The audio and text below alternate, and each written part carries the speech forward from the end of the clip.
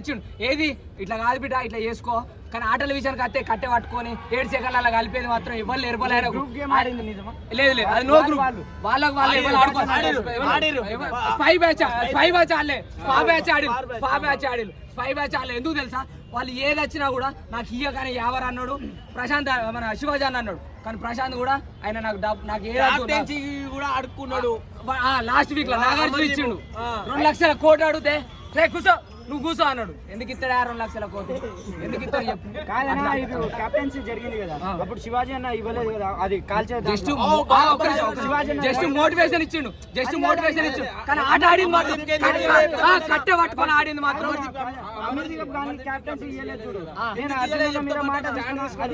ఎందుకు తెలుసా? అర్జున్ అన్న భార్యకు మాట ఇచ్చిండు. అర్జున్ అన్న భార్యకు మాట ఇచ్చిండు మా శివాజీ అన్న అడిగిందట. ఆయన పోయేటప్పుడు అడిగింది, ఆమె అడిగింది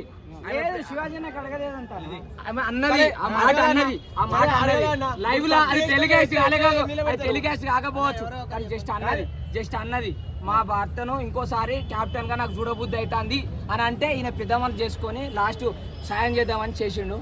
ఇక అది ఎవరు ఎట్లా తీసుకున్నారు మనకు. ఇప్పుడు అర్జున్ అన్న చేసింది రైటా కాదా?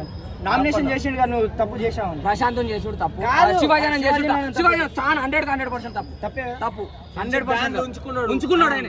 ఉంచుకుని అది 100% నిజం. శివాజీ అట్లాంటి